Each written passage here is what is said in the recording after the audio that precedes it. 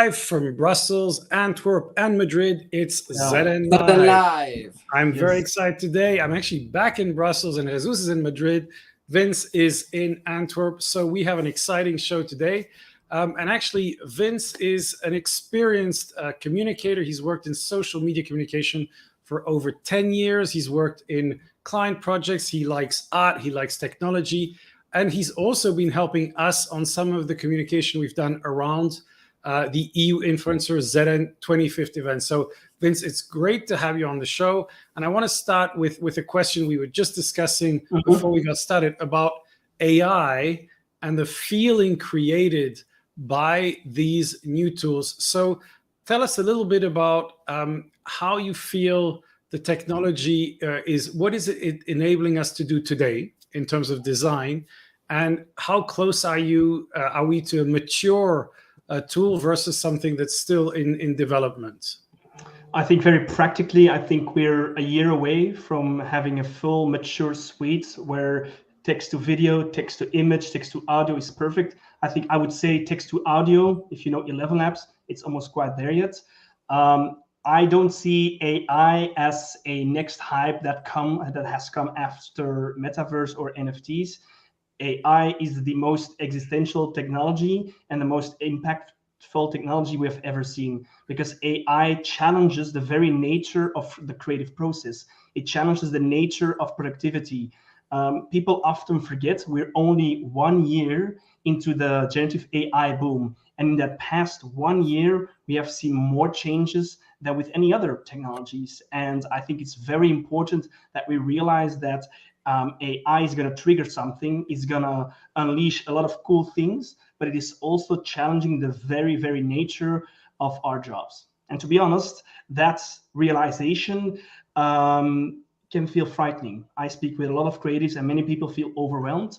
I actually had to take this week off. The last few weeks have been overwhelming because AI just overwhelmed me. I was out of my element. I was like experiencing some sort of anxiety that I couldn't place. And then I looked back and realized AI, the technology has evolved so fast in the past few years. I have to take a step back. And I think it's very important. On the one hand, we have to embrace it because it goes to the heart of our industry. But at the same time, we have to realize this is something different. And if we don't use it responsibly, in different ways you can interpret the word responsibly, then we will lose ourselves. Yeah, I think that's a very interesting observation. I've been making actually presentations on AI and how it influences communication. I was in Geneva, in Brussels, talking to communicators in different spaces about how they could use AI. And, it's interesting because I think for us, people who are in the field, who work day to day, we see how incredibly powerful it can be. There are a lot of people who still haven't tried ChatGPT at all and who still think this is a weird kind of thing out there. So I think it's important to remember that even a massively disruptive technology still takes time before a whole industry and actually the whole of society adapts to it. It took a long time for the printing press. I read somewhere that even the introduction of the tractor in agriculture took about 50 years. So although it had a massive impact, once it was kind of spread, it didn't get adopted very fast because people were just slow to find the way to kind of use it, develop, find change the practice. And I think with AI specifically, it's been like technology has always evolved. So let's talk about social media. Social media, you had Facebook, then you had Instagram, and then you had TikTok. And then after TikTok, nothing really new happened. Okay, you had some small like Be Real, and you had like what's called Clubhouse. But then social media, the evolution or the impact of social media was big, but the evolution was more gradual. Whereas with AI, I remember exactly 1 year ago, you had Midjourney, and I thought Midjourney is going to be the tool we talk about for the next 5 years. And then you had text to video, text to 3D. So I think AI is evolving so fast that there's a large sum of people who just say, you know what, I'm going to zone out.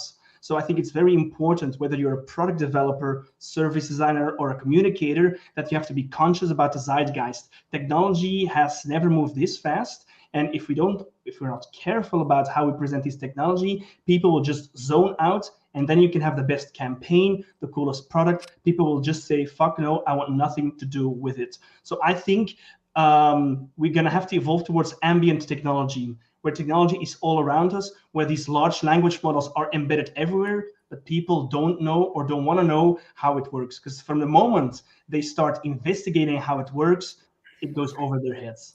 Yeah. Well, if I may, sorry, Go Phil, ahead. if I may, because it's really exciting discussion here, and well, I must say from my point of view that it's true. It's in the last year that suddenly this has exploded. Yeah, but I must say that AI is something that is there from the back. There is a lot of years behind this. That is what has permitted now to be at this level. I remember. Stories like when I was student as transmedia, that I was testing with Alice, that was a project for chatbots a really long time ago, and how later on there was these stories of Alexa and Siri and all that was starting to get into our lives, but now suddenly it's the big explosion. But also I was thinking as you were talking that, yeah, it's true, AI is one element that is kind of permitting us to interact with machines in a much more natural way, and the same as what maybe was the hype 1 year ago with the metaverse and all that. It's just elements that with the time, I presume, are going to come together into the new way of interacting with machines, and then we can call it the way you want, 3.0. Exactly. Web 3.0, we can call it metaverse, we can call it spatial computing, whatever the way we want. But at the end of the day, I think all of them are going to start combining. That's a very good point, because my criticism was always when we talked about Web 3 and metaverse, we were 1 year into Web 3.0. Let's say we were 1 year into NFTs, and people proclaimed this is Web 3. And I'm like, already, I mean, where is the ambition? And I think many of the things that make the metaverse difficult, like for example, it's very expensive to build video games, virtual worlds. I will trivialize that. Within a few months, you'll be able to type into your computer and you will create video games. It's already possible. In even television shows, they made this AI-powered South Park episode using generative AI. So I think AI was the missing piece. But even with the best technology and the coolest tools, you have to look where your community is. And maybe that goes to the next question about social media. What's the next big thing? You can build the coolest tool, but communities, they already exist. You cannot create them. So I think it's very important when we build these things, or a client asks us to build something, we ask ourselves, okay, where is the community? Yeah, no, it's very interesting. And I think a couple of points I want to mention here. One is the use of certain words. I mean, everybody in Google and Microsoft was talking about AI, and Apple decided just not to use the word AI for the entire presentation and not to use the metaverse. So they were using spatial and large language models. So it's very interesting how they said, like, we don't own those words, so we're not going to go there.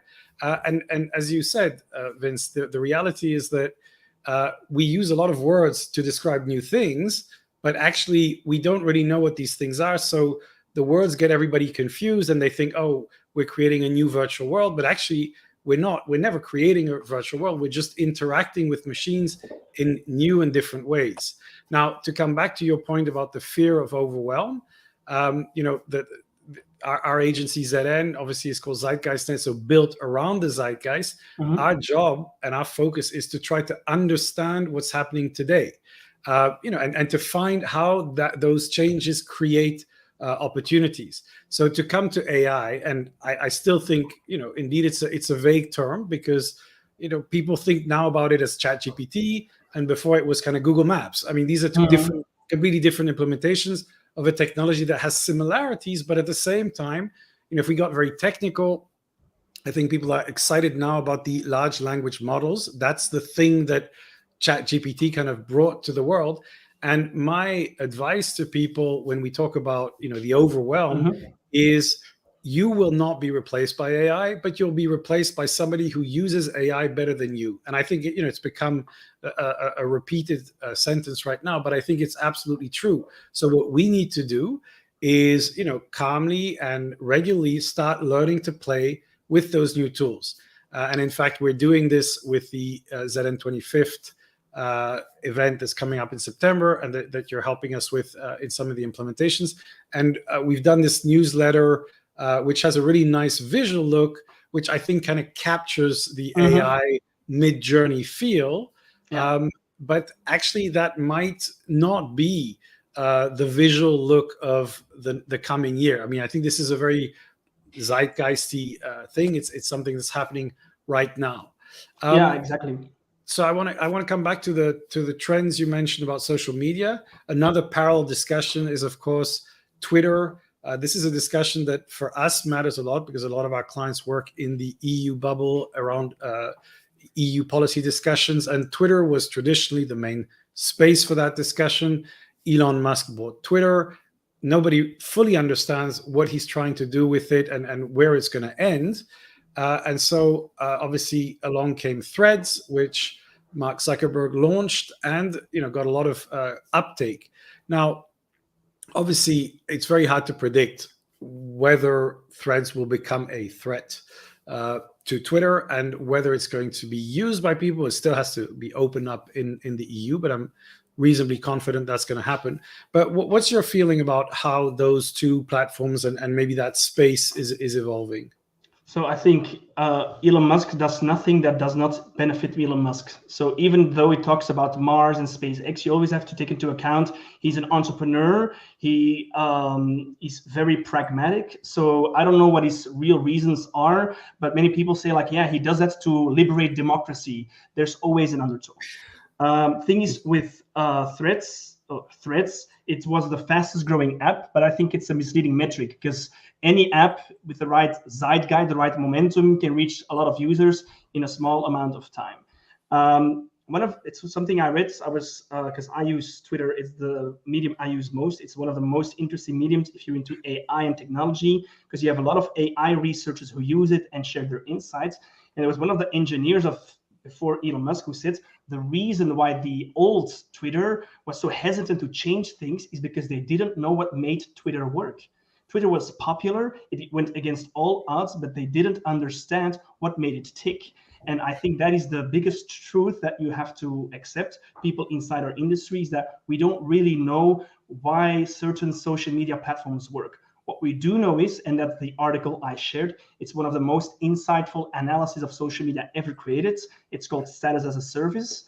And to summarize it, we use social media for utility. I use Facebook to create an event, that's utility. We use social media for entertainment, TikTok, for example. But one of the main reasons why we use social media is to increase our status, our social capital. And social capital, it's something very complex. It's something very hard to determine. And when people go to another social medium, it's mainly because that's a place where they can earn their social capital.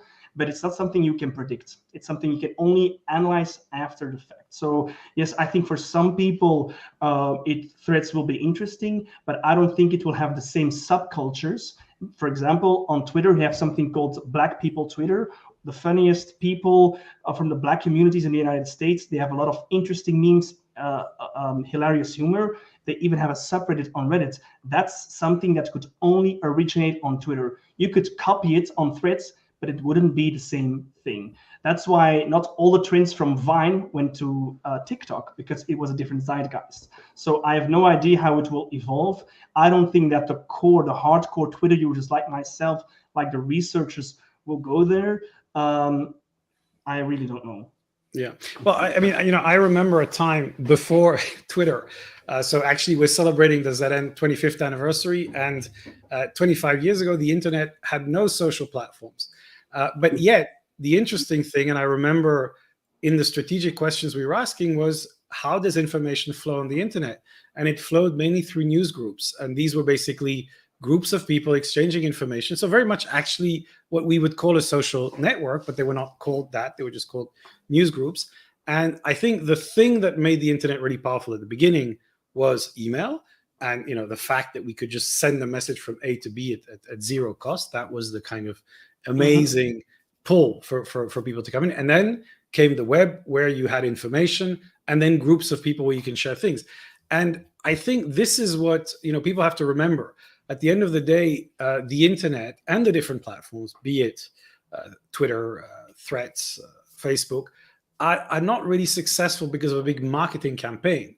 They're just successful because they enable people to communicate in a different way. And if that platform doesn't exist anymore, people don't go like, oh, I don't want to use the internet anymore. They just say, okay, I'm going to spend more time on blog posts, on videos, on YouTube, on something else, and new platforms will keep coming, but they'll just have a very different structure. And I think, you know, what's really strange is that for platforms that have been here actually very for a very short period of time, Twitter, Facebook, Instagram are very new. People kind of almost think, oh my God, that is the internet. It's not. The internet is just the underlying platform.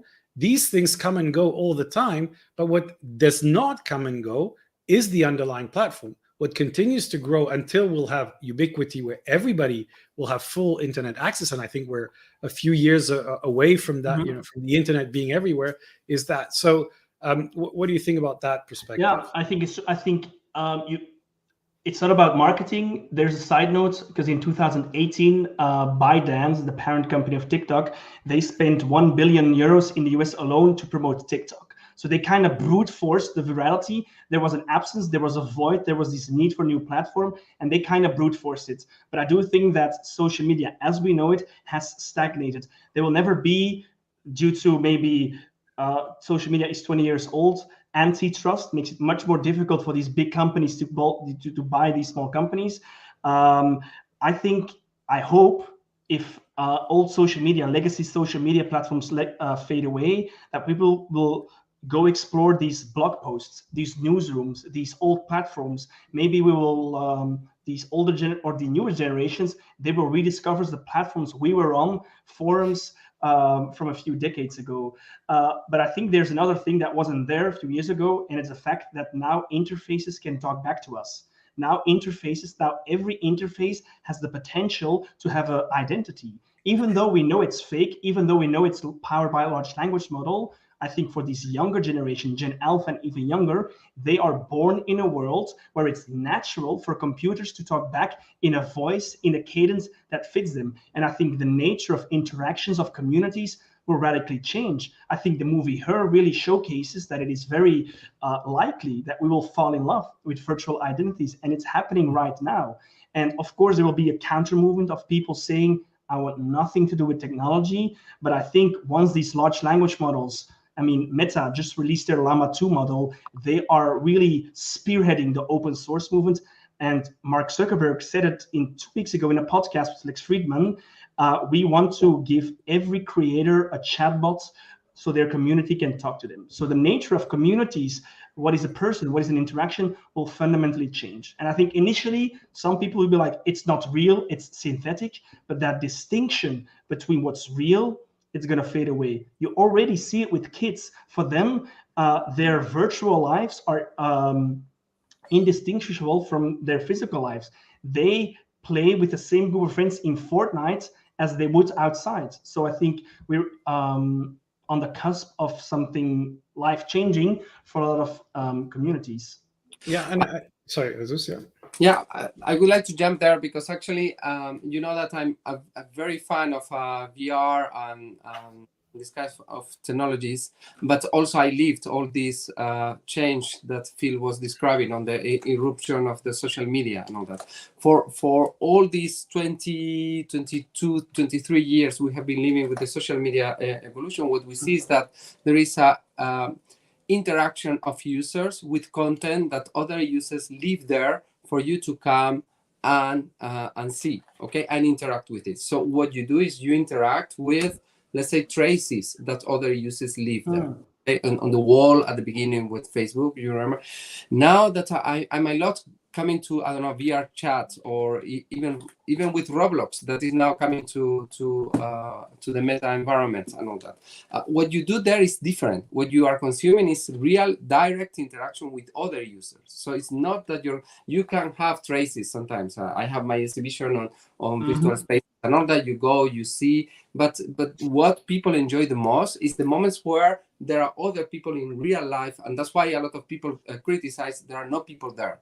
Yeah, and now with Meta is in between, you see, and that I think that Meta is doing something quite interesting, because what they're doing is, okay, I'm going to put you screens still. You're going to be enjoying what are the same as on the 2D environment. Okay, I will implement also maybe the AI is coming, maybe in the future, to do what you're describing, like then avatars or robots and all that that are talking to you. But then at the same time, you can drag those experiences, and then suddenly create a 3D experience in front of you and all that. So I think Apple there is creating an intermediary space there that I feel that is where the AI can have an important role. I think the AI, the VR, the mixed reality for specific audiences, as I said before the talk, when we talk about mixed reality, it's a spectrum. On the one hand, you have the gamers who already use it for the use cases, the business model. I mean, I think I've spent more money inside video games, inside World of Warcraft,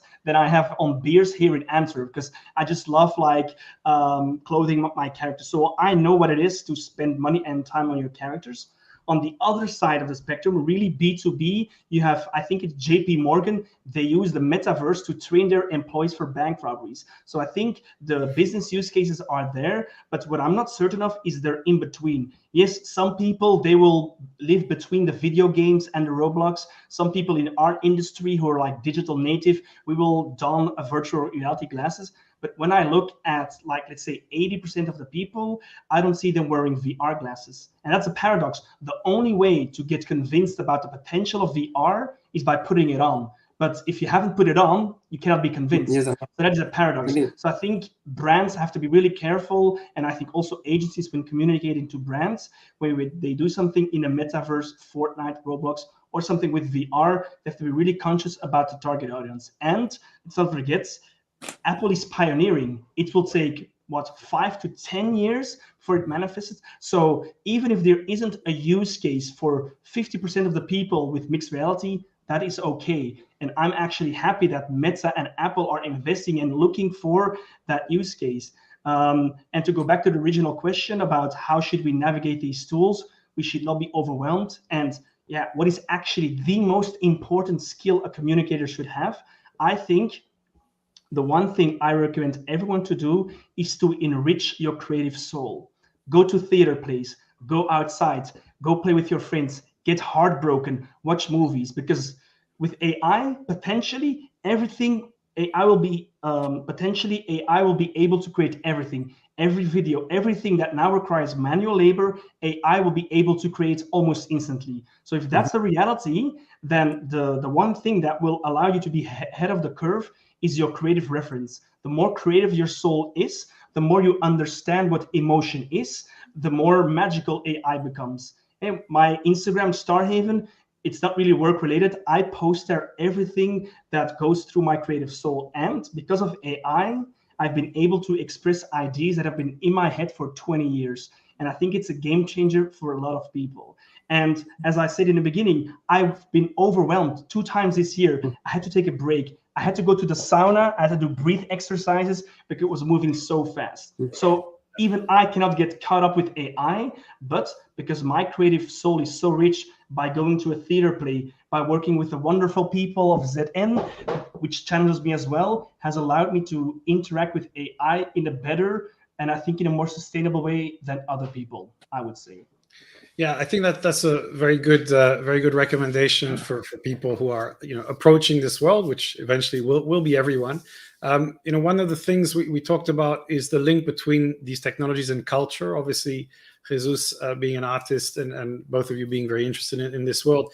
I think that at the end of the day, when we look back 50 years from now at this moment, it will be something which is an evolution of our culture, because we've had all these big leaps, which I'm sure that at the time people don't really fully understand how much of a leap. But at the end of the day, it's just a way for us to create more stories, more ideas, more content. And LLMs are trained on human knowledge. So it's human culture that just is remixed and remashed and reinvented. I think that is beautiful.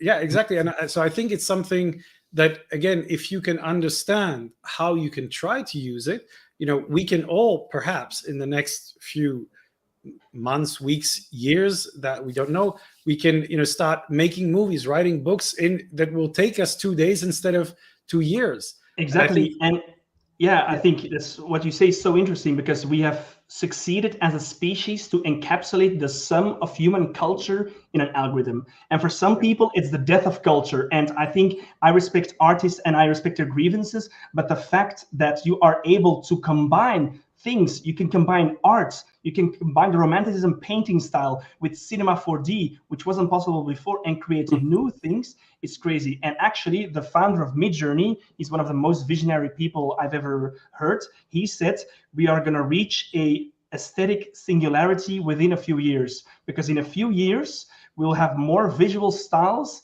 in a span of 1 year than has ever been created in the history of mankind. And it is overwhelming. And for some classical artists, it's the death of culture. But I think this will unlock a truly golden age. But this is a way of trying to encapsulate what is the concept of the artist, as if it's something permanent, and the concept, the artist and creative is something that is evolving as we evolve. So I agree with you. It's something we need to embrace, because at the end of the day, it's not something solid and static, but something that is evolving. And this thing obviously is changing. Yeah, and I think go ahead, Phil. Yeah, I think we're going to be able to make movies for an audience of two, and so this we will be able to take a thought and turn it into creative expression. And like I always have this metaphor for people who say that the internet overwhelms them with information. I mean, when you walk into a library, you don't have to be overwhelmed by books just because there are a lot of books. You pick one and you read one, and that's exactly what's going to happen.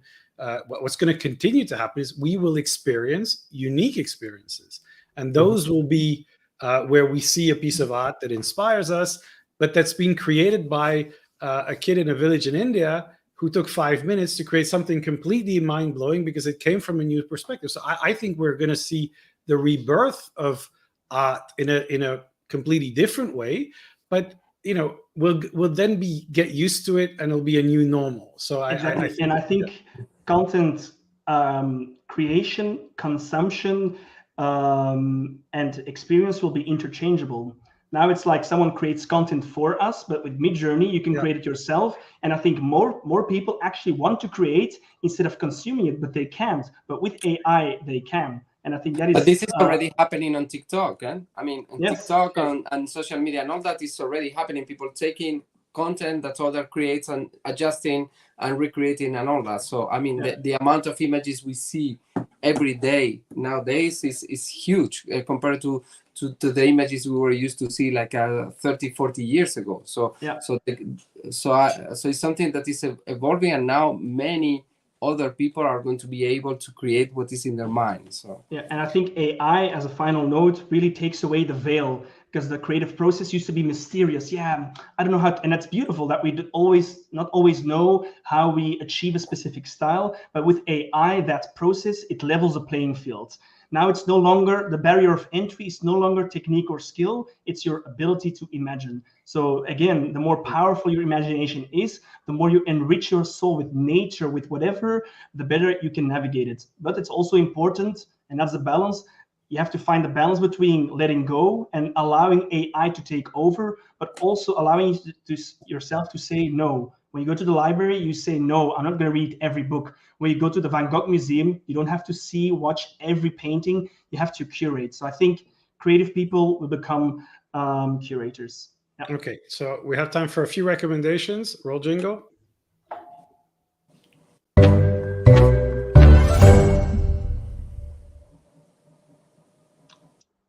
But you can just share it with us, and we'll share on screen the link. Yeah. So Eugene Y, he used to work for Oculus, but he's one of the most sapient minds when it comes to social media. He wrote an article, I think it's already 2019, not 10 years ago, about status as a service. And he really encapsulated and explained why social media platforms work. He doesn't even know what the next social media is going to be, but that status thing, the reason why we share things because of our social capital status, was very interesting. I would also recommend listening to all the Lex Fridman podcasts, because he interviewed Mark Zuckerberg. He's managed to invite almost everyone, Elon Musk. And then there's this one behavioralist, I have to find it again, who really talks about AI in such an interesting way. I will share it afterwards because I cannot recall it. It's called John Vervaek. I think, let me just wrangle it up. We'll make sure to share it in the comments below. Yes, I will. And we'll post it with our recommendations. Jesus, in the meantime, what is your recommendation?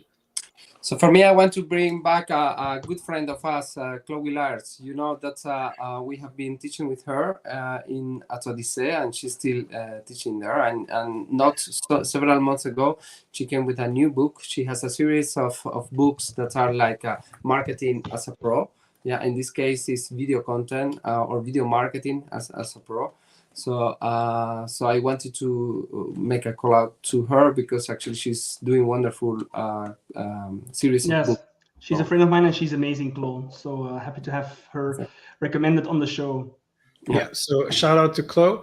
And I think you found your video, so you can mention the video. It's The Coming Threshold. It's by John Vervaeke. He's a behavioral psychologist from Canada who's got Belgian roots, and just the way he talks about and the way he frames AI from a religious and a psychological perspective, it's really important because AI, yes, it is technology, but AI is also something more. I just feel it deep down. I think there will be new technologies, but every new technology will be powered by AI. And the fact that these large language models have been able to replicate many aspects of human behavior is interesting. Will it replicate consciousness? We don't know, but there is something there with AI. And the beautiful thing is AI is made from silicon, the computers, so are we, and we both originate from stardust. So I think there's a beauty in there that we both originate from dying stars. So who knows, maybe AI will be our salvation, because the founder of OpenAI, Sam Altman, his other startup makes nuclear fusion. So the world, it's in a bad place right now, but maybe AI will enable us to ascend. Who knows? Well, that's a perfect thing to my recommendation. I went to see Oppenheimer yesterday. So I strongly recommend to watch that in IMAX. So go to the movies. It's not something to watch on your TV. It's an experience, beautifully shot, and just the sound editing is incredible. And of course, it raises the question, is humanity going to be destroyed or saved by nuclear weapons? Well, it hasn't been destroyed, but I don't think we can say it's been saved either. And of course, once you went to see Oppenheimer, you have to go and see Barbie, because they're the two sides of the same coin. The famous Barbenheimer phenomenon, which the internet is apparently having a great time. So I am planning to see Barbie this weekend for anyone who is interested in this very strange kind of complementarity. So that's all we have time for, but have a fantastic weekend, a national holiday in Belgium, and we will see you online. Yes, thank you so much, and see you on the other side. See you on the other side.